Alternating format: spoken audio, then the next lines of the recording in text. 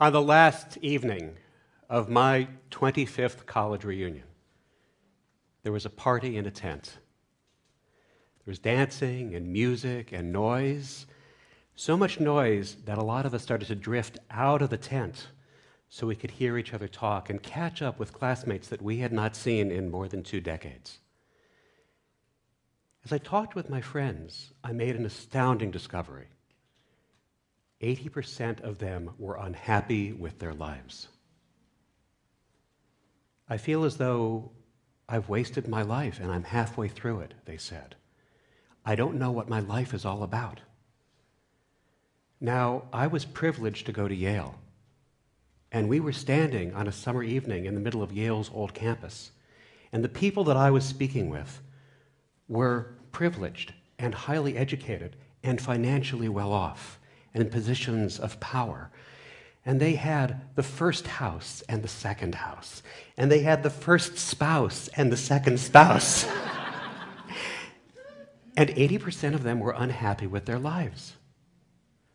Who was happy, the 20%? Well, we had studied literature and Renaissance rhetoric, and we were the theater people and the history geeks. We had studied classes for the joy of learning, not because we thought they were going to direct us to a specific job.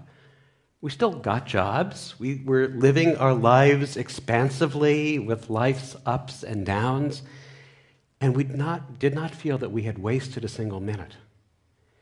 And as I spoke with the 20%, the happier 20%, I discovered that each of them knew something about their life purpose because they knew 5 things: who they were, what they did, who they did it for, what those people wanted or needed, and what they got out of it, how they changed as a result.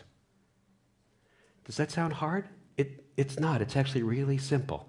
In fact, it's so simple that you can learn your life purpose now. You're going to know your life purpose now in the next 5 minutes. Would you like to know your life purpose in the next 5 minutes? Yes. Can you be a little bit louder, because they're making a lot of noise in the tent, and there's just this silly little microphone next to my cheek to hear you. Would you like to know your life purpose in the next 5 minutes? Yes. Thank you. Actually, it's not even going to take 5 minutes. So can I share something else with you? If you're like a lot of us, you have wondered and worried about your life purpose for a long time.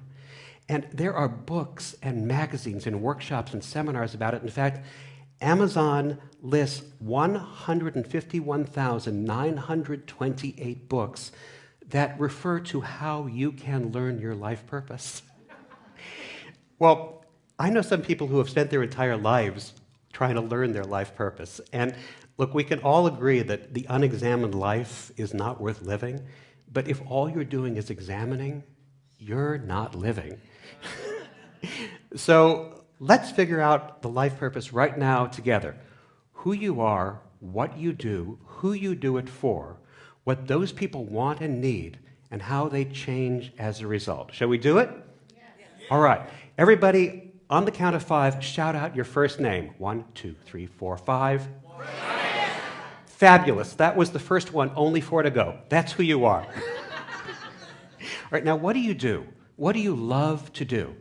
You love to write, cook, design, create iOS apps, write code, crunch numbers, talk, teach. What do you love to do? And if there's a lot of things that come up for you, focus it down by asking yourself this one question. What is the one thing that right now you feel supremely qualified to teach other people? Think about that in one word. Hold it. Don't release it yet. On the count of 5. What do you do? 1, 2, 3, 4. Great. That's what you do. Now, think about who you do it for. Picture them in your mind. Be ready to say it on the count of 5. Hold it. Don't release it yet. 1, 2, 3, 4. Okay, who do you do it for? Let's see it one more loud, little bit louder, please. Over the people in the tent. Who do you do it for? Together? Thank you. That is the spirit that we need. Okay, now, What do those people want or need? What do they want or need that they've come to you so you can give them this thing? What do they want or need? In just one or two words, hold it, don't release it yet. And on the count of 5, 1, 2, 3, 4, 5. Fantastic. Now, this is the best one. How do they change? How do they change or transform as a result of what you give them? On the count of 5, how do they change or transform as a result of what you give them? 1, 2, 3, 4, 5. Terrific. Now, we're going to put this all together kind of in a sentence, okay? Everyone together, louder than the people in the tent. Who are you? What do you do? Who do you do it for? What do they want or need? How do they change as a result? Fantastic. You have all just done something that people who went to Yale could not figure out for 25 years. Congratulations. Give yourselves a hand. Now, why is that formulation so powerful? Because of all those 5 things that you need to know what your life purpose is, only 2 are about yourself. The others, 3 of them, are about other people. Who they are, what they want or need, and how they change as a result. That formulation forces you to be outward-facing. And all the happier people that I met outside the tent on that warm New Haven night, they were outward-facing, they were not inward-facing. They knew very clearly whom they served, what those people needed, and how those people changed as a result. And you may have intuited this already, that the most successful people in any field always focus most on the people that they serve than on how they are served themselves. Happier people make it a point to make other people happy and do things that make them feel well taken care of and secure. If you make other people happy, life teaches us we will be taken care of too. So since you all did so well, we have time for just a little bit of extra credit. One of the most difficult things that happens when you meet people for the first time is they ask you this question. So what do you do? And if you're like some of us, that's a really challenging question sometimes, particularly if you're in these moments where you're between things, or you're feeling vulnerable, or it isn't defined, or what you seem to do isn't what you really do, or what you're paid to do isn't how you define yourself.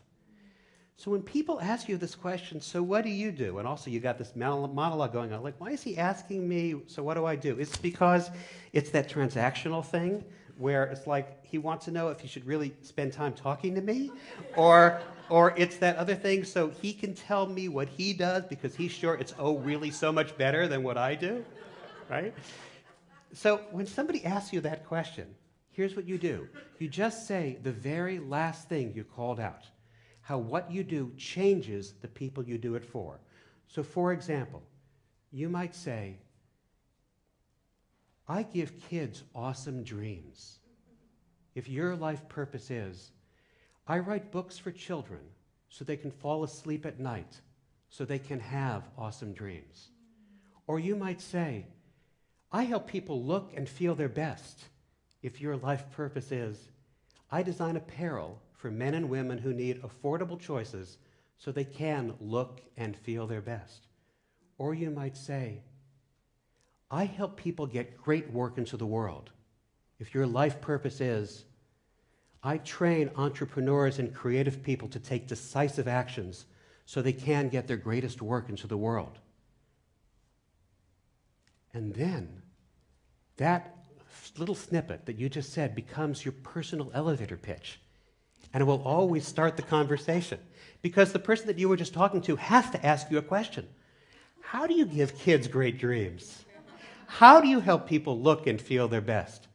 Can people really get their greatest work into the world?